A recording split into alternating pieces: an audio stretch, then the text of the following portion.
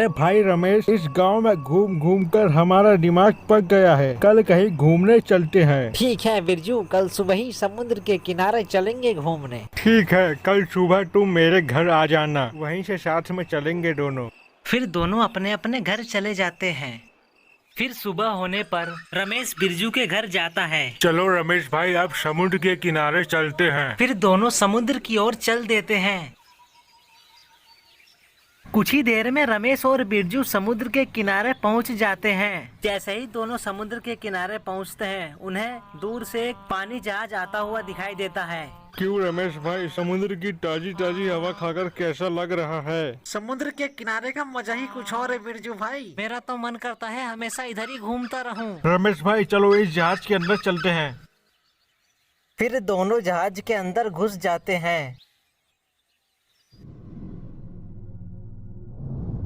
जहाज में बहुत ही डरावना माहौल होता है। अरे भाई बिरजू, मुझे डर लग रहा है, चलो अब बाहर चलते हैं। अबे डरपोक, अभी मैंने पूरा जहाज भी नहीं घूमा, तू जाने की बात कर रहा है। दोनों आपस में बात कर ही रहे होते हैं कि तभी अचानक डरावनी डरावनी आवाजें आती है।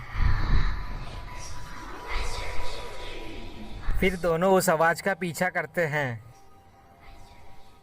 पीछा करते करते दोनों एक कमरे में घुस जाते हैं। फिर जैसे ही दोनों अंदर घुसते हैं, दोनों के होश उड़ जाते हैं। वहाँ एक आदमी की लाश पड़ी होती है, जिसे किसी ने आधा खाकर छोड़ा हुआ था। फिर तभी एक डरावनी सी चुड़ैल उनके सामने आती है।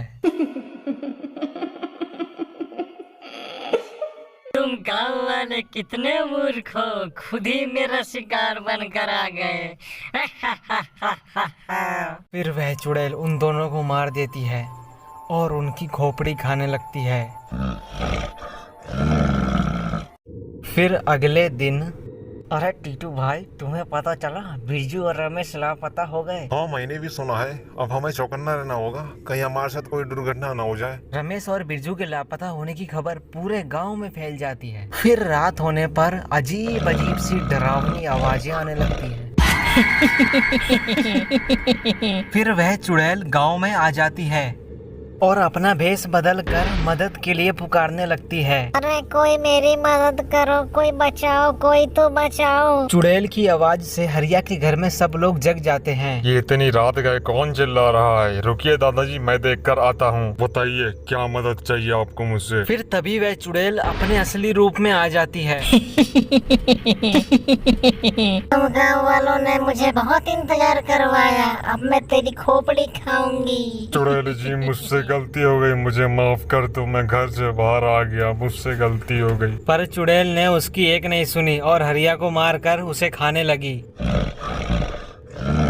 फिर अगले दिन हरिया की लाश देखकर पूरे गांव में चुड़ैल का खौफ बैठ जाता है। उस चुड़ैल ने मेरे पोते की जान ली है, मैं उसे जिंदा नहीं छोड़ूंगा। फिर कुछ गांव वाले एक पुजारी के साथ मिलकर चुड़ैल को मारने की योजना बनाते हैं। ठीक है पुजारी जी, हम वैसा ही करेंगे जैसा आपने कहा। फिर जैसे ही रात होती है, वह चुड़ैल फिर से गांव में आ जाती है।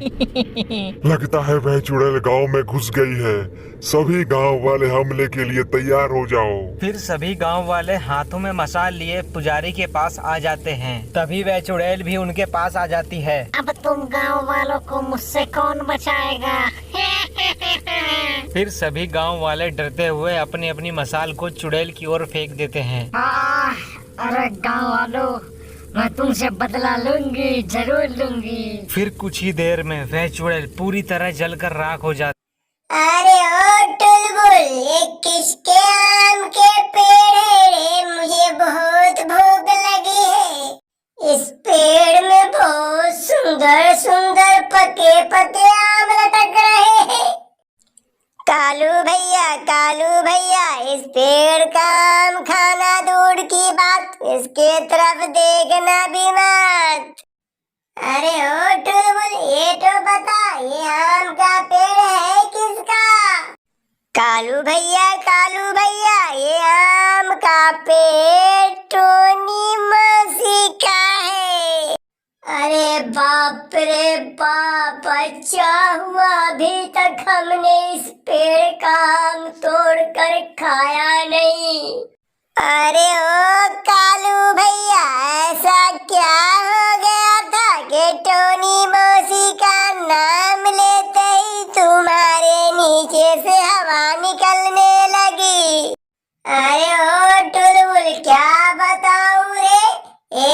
मर्तबा मैंने टोनी मौसी का अमरूद चोरी करके खा लिया था। बाप रे बाप, उसका डंडा मैं आज तक नहीं भूला, कभी नहीं भूल पाऊंगा।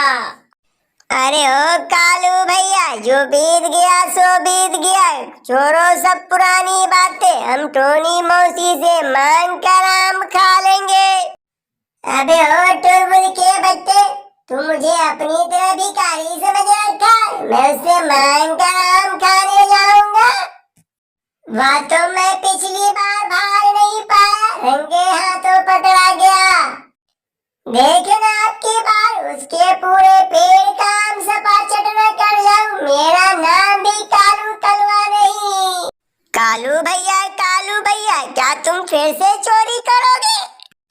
अबे ओ साले टुलबुल, बहुत चपल करता है, चोरी करने में मेहनत न लगती है, तू चोरी करके दिखा। ना बाबा ना, तुम्हारे तरह मुझे टोनी मौसी के डंडे नहीं खाने हैं। लगता है पिछली बार टोनी मौसी के डंडे से तुम्हारा पछवाड़ा सही से लाल नहीं हुआ है। अरे ओ ससुरा टुलबुल, तू क्या उल्टा पुल्टा बोल रहा है रे? अगर टोनी मौसी को तूने कुछ भी बताया, पिछली बार टोनी मौसी के डंडा से हमारा पिछवाड़ा लाल हुआ कि नहीं, पर मैं तेरा पिछवाड़ा जरूर लाल कर दूंगा। अरे ओ कालू भैया, तुम तो खाली बिजली का नाराज हो गए, मैं तो ऐसे ही कह रहा था। तुम चोरी करो न करो, मेरे बाप का क्या जाएगा। शाम होने ही वाली होती है। इस तरह काला कलवा टुलबुल दोनों आपस में बात करते करते अपने अपने घर को चले जाते हैं। फिर एक दिन की बात है, काला कलवा अपने दरवाजे पे बैठा मनी मन टोनी मौसी का आम चोरी करने का योजना बना रहा होता है। इतने में उसका मित्र लालू वहाँ पधारता है। अबे ओ कलवा, क्या सोच रहा है रे? लग रहा है ससुरा मनी मन तू कोई बड़ा योजना बनाने की तैयारी में लगा हुआ है। अरे यार लालू, मैं बदले की आग में अंदर अंदर जल रहा हूँ काफी दिनों से। मेरे समझ में नहीं आता मैं क्या करूँ न करूँ। जब कभी भी मैं कुछ करता हूँ उल्टा ही होता है ससुरा का। अरे यार मेरे कालू कलवा, कैसा बदला, कैसी बदले की आग रे? तू क्यों इतना परेशान हो रहा है? आखिर माजरा क्या है, मुझे भी तो पता चले। अरे ओ यार मेरे लालू, तुझसे क्या छुपाना रे? 2022 की बात है, सर्दी का मौसम था, अमरूद का सीजन था। अरे यार मेरे, मैं कहीं से लौट रहा था, रास्ते में टोनी का अमरूद का बगीचा था। अरे यार लालू, मुझे बहुत तेज की भूख लग रही थी। तुझे पता है, भूख के मारे मेरे पेट में जोर जोर से दर्द होने लगता है। बस अरे यार मेरे कालू, मैं समझ गया, तूने एक अमरूद तोड़ के खा लिया होगा। टोनी मौसी ने रंगे हाथे पकड़ लिया और तुझे बहुत धुलाई किया होगा। अरे यार लालू मत पूछ, इतना मारा जैसे मैंने एक अमरूद नहीं उसका पूरा बगीचा खा लिया। और मेरे यार, उसे पूरे समाज के सामने मेरे ऊपर चोरी का कलंक लगा दिया। बस यार मेरे लालू, मैंने उसी दिन कसम खा ली थी, इसका बदला मैं ऐसा लूंगा, टोनी मौसी को नानी याद दिला दूंगा।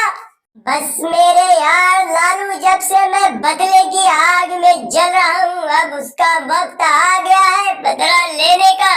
आम का मौसम है, उसके पेड़ में बहुत सारे आम लगे हुए हैं और तैयार है। मैं समझ गया कालू, तू उसके आम को बर्बाद करने की बहुत बड़ा योजना बना रहा है मन ही मन, सच है ना? अरे यार लालू, तूने तो मेरे दिल की बात बोल डाली रे। अरे कालू, आखिर मैं तेरा बचपन का दोस्त हूँ। मैं तुझे अच्छी तरह जानता हूँ और पहचानता हूँ। तू कब क्या करेगा क्या नहीं करेगा। फिर एक दिन की बात है, रात का वक्त था, सबके सब सोए हुए थे, सन्नाटा छाया हुआ था। कालू कलवा हथियार लेकर चल दिया टोनी के आम के बगीचा में। अबे ओ साले टुलबुल के बच्चे, तू इतनी रात को टोनी के आम के बगीचे में क्या कर रहा है रे। कालू भैया, मैंने आपको और आपके दोस्त लालू को बात करते हुए देख लिया था, इसलिए मैं आज इतनी रात को टोनी के आम के बगीचे में पहले से आकर के बैठा हुआ हूँ।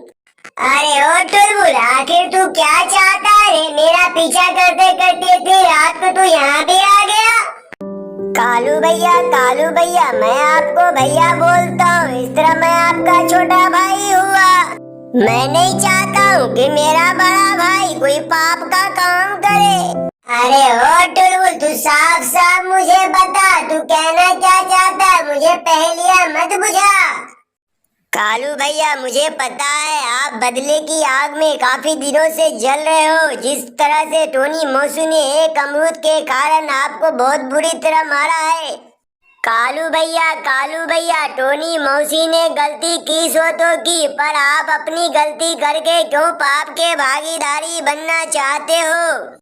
कालू भैया, आप इतने सारे आम को नष्ट करोगे, सबका पाप आपके सर पे होगा। इतने सारे आमों का पाप आप झेल पाओगे? आपका बहुत बुरा हाल हो जाएगा, ईश्वर आपको माफ नहीं करेगा। अरे टुलबुल, मैं तो तुझे बुद्धू समझता था, तू तो बहुत ही बड़ा बुद्धिमान निकला। अरे मेरे भाई टुलबुल, तू सही कहता है। टोनी मौसी ने मेरे साथ जो भी अच्छा भला बुरा किया, उसका इंसाफ ईश्वर कर देगा। मैं भला खाली पीली का इन तैयार पके आमों को नष्ट कर पाप की गड्ढी अपने सर पे क्यों लाद लूं? कालू भैया, मैं बहुत खुश हुआ आपके इन बातों से। भाई मेरे टुलबुल, आज मैं कसम खाता हूँ तेरे सामने, मैं बिना पूछे किसी का कोई सामान हाथ नहीं लगाऊंगा, चाहे मैं भूखा क्यों न मर जाऊं। टुलबुल कालू की बात चल ही रही होती है, इतने में कालू का दोस्त लालू भी वहाँ पे पधारता है। अरे भाई टुलबुल, तूने वो काम कर दिखाया है जो काम एक अच्छे दोस्त का है, जो मैं न कर सका। टुलबुल, तू कालू का सगा भाई न होने के बाद भी तूने जो काम अंजाम दिया है, मेरे दोस्त कालू को पाप करने से बचा लिया। मैं ईश्वर से प्रार्थना करता हूँ, किसी को भाई दे तो टुलबुल जैसा दे, किसी को दोस्त दे तो टुलबुल जैसा दे। अच्छे भाइयों और अच्छे दोस्तों से हमारी विनती है, कृपया करके हमारे चैनल को लाइक और सब्सक्राइब जरूर करें। अगले कहानी का इंतजार करें।